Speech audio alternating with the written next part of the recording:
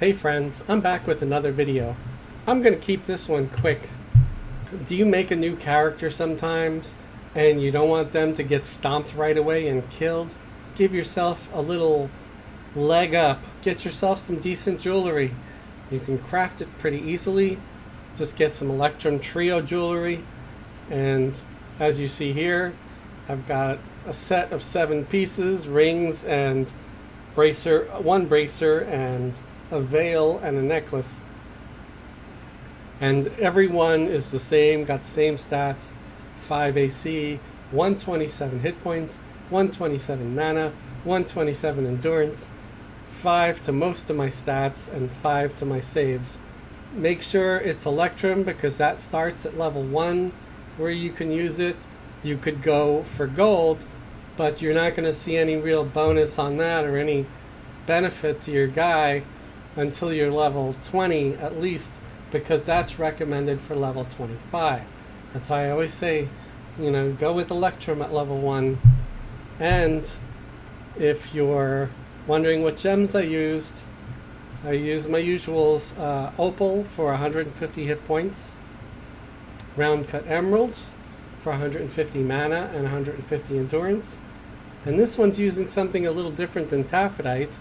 It's a different gem. I think it's a little bit newer than the Taphidite. It's probably came out during Underfoot because this is called an Underfoot Diamond. And this gives a lot better bonus. So, of course, you're seeing, why does it show 25 AC and 485 hit points, but I only have 5 AC, 127 hit points? Well, that's because I'm level 1. And, using Electrum. If you use the higher level metals, you might see the full benefit if you're using Palladium Trio or Dorium, or maybe even, I don't know about Valium, if Valium's going to be high enough yet or not. But you'll get more. But of course you don't want to use those higher end metals at level 1 because they have recommended levels on them. And if you put it on at level 1, you're just going to see +1 to all your stats. That's not going to help you. It's not going to keep you alive. And here's another thing. Let's say you've only found, 7 Underfoot Diamonds, and you don't want to be like, yeah, but if I get 25, well, what am I going to do with my Underfoot Diamonds? Do I have to get new ones? You don't have to get new ones. You can actually take them out with solvent and then put them in your new gold jewelry. And here's how you do it. You right click on your jewelry that you want to do, and let's click on the round cut opal first, and it says I got to use the solvent small gem glue to remove it. So type in small, and here we go, small gem glue solvent, and it's less than a platinum, which is awesome. Unfortunately, your larger diamond, the Underfoot Diamond, is not, or larger gem, but the Underfoot Diamond isn't going to be as easy. This uses delicate gem glue. So let's type in Del, short for delicate, and you need 118 platinum for this. So what you can maybe do if you don't have tons of platinum all the time is, instead of taking the gems out during every metal, so your next one would be gold. I mean, even at level 25, getting 125 extra hit points is still pretty good. So instead of doing it during gold, wait until you get to where you would use platinum, which is I think level 40-ish, something like that. So you could use platinum, or wait until you get Valium. And that way you're only pulling that gem out the one time, and it's cheaper. And but if you've got tons of platinum, then it's not really an issue. Just pull the gem out and then get your gold trio or compartmented gold trio, and then put the gems back in those, and then you'll have even like better bonus. Another thing I usually do for a newbie character is I'll craft a weapon. It's usually going to be like a Velium longsword or a Velium dagger. And of course, this isn't like the Velium weapon you pull off a frost giant in Great Divide. This is crafted by players, and you need to be proficient in jewel crafting and blacksmithing to make these. And it's got some stats, as you can see: 10 strength, 10 intelligence, 10 wisdom, 10 agility. And it's the same for both of them. It's got 10 hit points, mana, and endurance.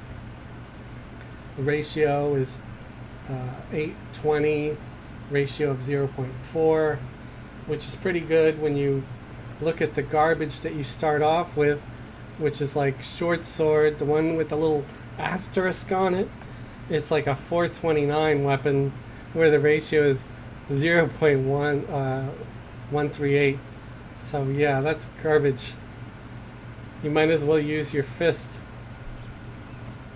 So there you go. And for this video, I made some calcified ring mail, which the AC on it is decent, and it's got some agility on it, but it doesn't have any hit points. So as soon as I start getting even like the crude defiant armor, or if I go into the tutorial and get the glooming deep armor, it's gonna have more hit points on it. So I'll probably just use that. And if you don't want to look like a noob, because you know you get that armor and it's like dyed blue, get yourself some of this vial of prismatic dye, and then you use the dye feature right here, where you can click on the thing and try a different color. So like it's a blue. Let's go to the chest one. Yeah, see, when you get your newbie armor, it's like blue like that. And if you don't want it like that, you know, click on white and it'll turn it like a normal color. Or if you wanted some other color, you want to be all spooky like a goth kid, you can make it black or red. And once you've chosen your color, you hit save dye. So that's it. And then you could just close that window, and whatever color you saved will be on your character. A lot of times I will also make like a simple recurve bow. This actually has stats, but it's a recommended level at 20. If I unfilter it, so at level 20 it would give me 2 AC, 15 to hit points, mana, endurance, between 2 and 3 points to most of my, you know, all the stats, and then plus 2 to the saves. And it's a 725 bow. It's not great, but it's not terrible. And you know, depending on what AUG you put in it, I put the blessed reaching symbol of terror that gives, you know, the 3 of the base damage, and it gives Kazakh dual strike, which is a 10-point health tap, or health siphon, or life tap, whatever you want to call it. So that's what I have. And the rest of the armor that I'm wearing right now, again, it's just calcified junk, that because I had a bunch of goblin bones sitting in the bank, so I made some goblin temper, so I made a bunch of calcified. I'm gonna replace it as soon as I get some defiant, especially if I get some simple defiant. That stuff is better than the crude. If you always need a haste item, if you ever come across the battered plate shield, these drop like candy during the Christmas event in Great Divide. You just kill all those weird mistletoe giants, and they drop these like candy. And I always grab like 10 or 20 of them, throw them in the bank, and then toss them on my newbie characters. And what I like is, it's like a 15 AC and a plus, you know, 20% haste. And because you know, don't always have time to go and farm and kill something to get a decent haste belt or whatever.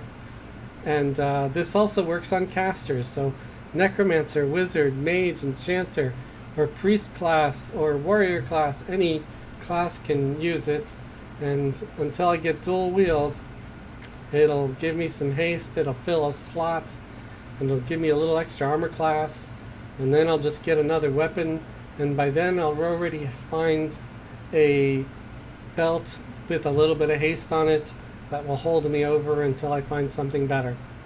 So again, thank you for watching. I'm glad to see that my channel's getting some action lately. Thank you, and please like, please subscribe. Have a great day and have a wonderful tomorrow.